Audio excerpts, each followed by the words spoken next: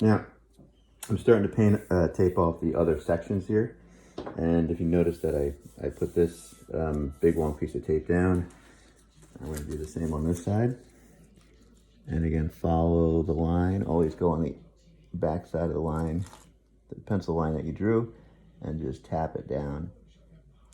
And make sure that you really take your time on this one, because this is going to be the edge of the entire design. And if you expose the line, the graphite line, pencil line, it will get covered with paint eventually. So that's done. And then after that, I'm measure this. This is how I measure. I just put the tape next to the line that I'm going to tape next to. And it's going to be hard to see in the video, but what I'm doing now is I'm taping right along the edge. And in this case, I might actually have to cover the graphite line, because when I put this line down, or because the paint actually goes on the outside of that line when I was painting the other side before. In this case, just to make this line consistent, I just covered the graphite line on that side. Once you get to that point, you'll understand what I'm talking about. I'm just gonna cut this right here.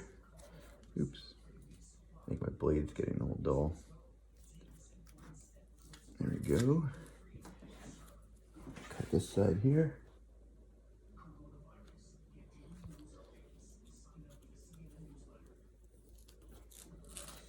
Okay. And I'm not going to tape this side off until only when I get to that point. I'm going to paint all the way here, and maybe I'll tape that side off and finish this side. And then once I'm finished that side, I'll tape this side and then finish that side. But for now, I'm just going to keep this section untaped. You kind of plan as you go a little bit, but try to think a few steps ahead.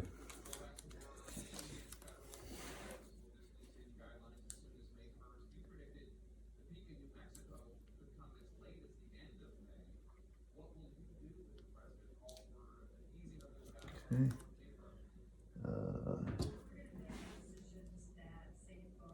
Hope I'm not blocking you. There we go. See how that's a nice clean corner? Perfect. And then I got this side. I might have to block. You might have to look at my bald head for a quick second. I gotta see.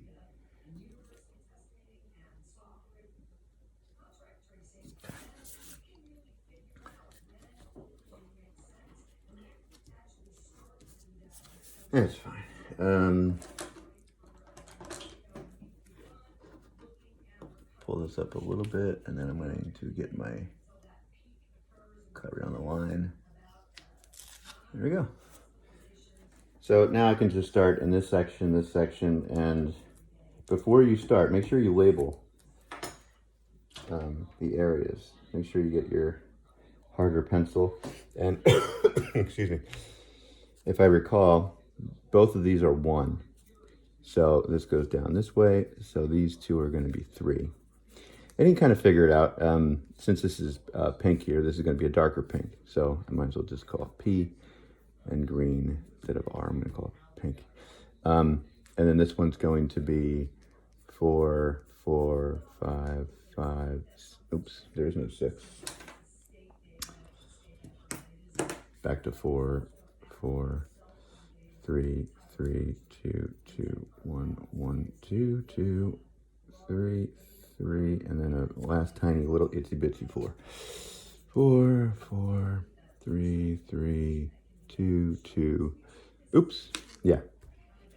4, 4, 3, 3, 2, 2, and then the last thing will be 1 off in the corner. But the nice thing about this, there's going to be 2-step jumps from here to here all the way around. So whatever I just marked off this, I'm just going to repeat that on the other quadrants. I think I have some old numbers here of another idea I was entertaining, and I'm just going to erase that. So I don't confuse it with myself.